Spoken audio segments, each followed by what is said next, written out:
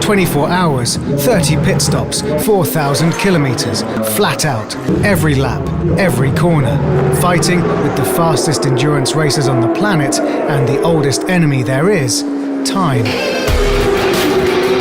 So things are pretty tense in here right now, having led the race for 20 hours, a 10-second lead has dropped to a 28-second deficit in the last 45 minutes.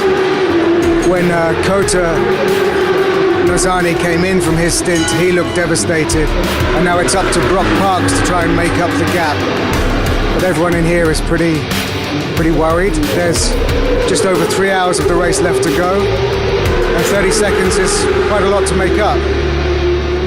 So, how do you prepare yourself for a fight that can be lost in the last minute of a day and a night?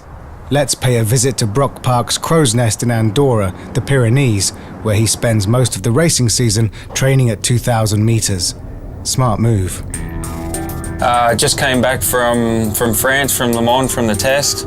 Now for, I think it's about a week and a half, I'll be here training, and yeah, it's for me it's the best possible way to prepare for Le Mans.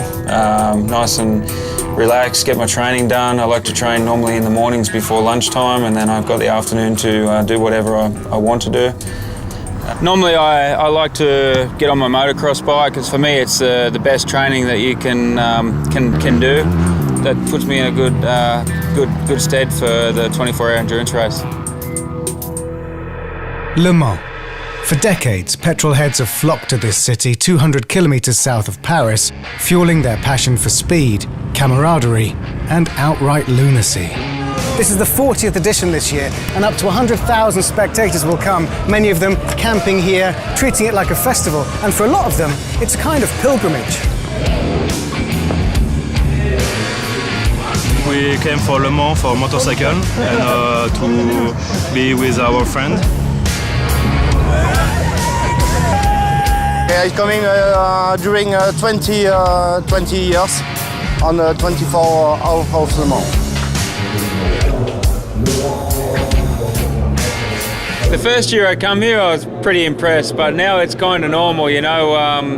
They're just fanatical here in France for the endurance, Le Mans especially.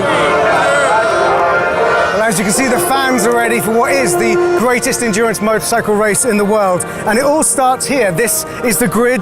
This is where the riders line up. 59 riders will stand on these circles and then take this short sprint, which will be one of the longest runs of their life, in full leathers, helmet on, to make their way to their bike, which is being held up by a mechanic, ready to start the race. Brock Parks, Marvin Fritz, Kota Nozani. From second on the grid, these three gladiators have kept Team Yacht at the top of the timesheets right from the start. An amazing feat, especially when you know that young Marvin and Kota are taking part in their very first 24-hour race, the most grueling test of man and machine there is. Congratulations, you've done your first stint at Le Mans, so talk us through it. How was it? Yeah, honestly, I was really nervous at the beginning, but yeah, when I went out, I was keeping calm and focused lap by lap, and then it got better every lap, and I made good lap times, and I could see I make a gap to Matthieu Ginés, to Kawasaki, so that was good. And at the beginning, I was just riding and yeah, having fun. It's 9 o'clock, which means two things. One, we've been racing for 6 hours, which is a quarter of the 24 hours of Le Mans. Two, it's sunset, which means the lights are on. The bikes have got their electroluminescent numbers lit up. And also this chill in the air, the humidity from these low grey clouds. Everything's going to be a little bit slippery, everything's going to be a little bit unknown, and you have to change your mindset completely to racing at night. It's time to enter the darkness.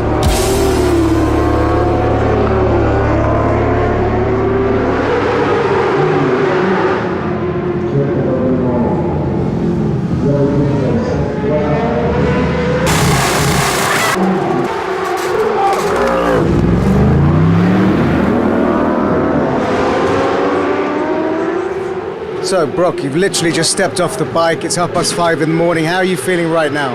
Yeah, this stint I was a little bit tired, I think. Yeah, making a few mistakes, just trying to keep my concentration, because it's easy to make mistakes at the moment. The track's a little bit greasy, and yeah, I didn't feel so good on that stint.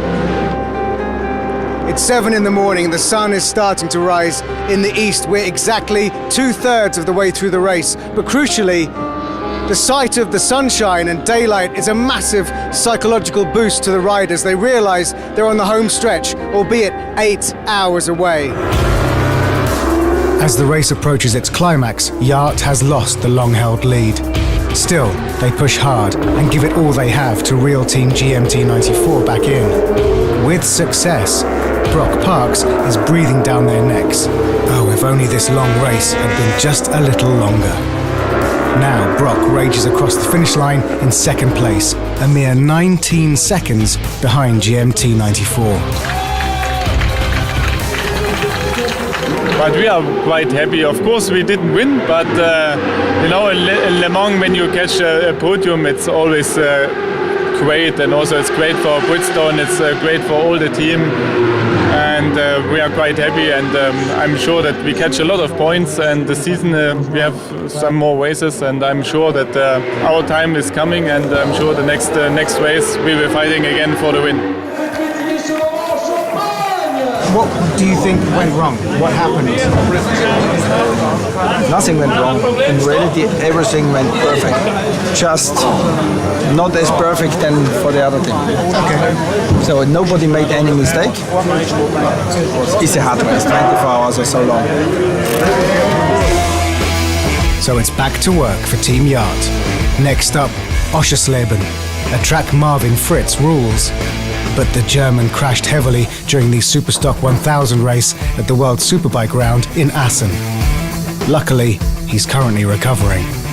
Luckily, this team is in it for the long run.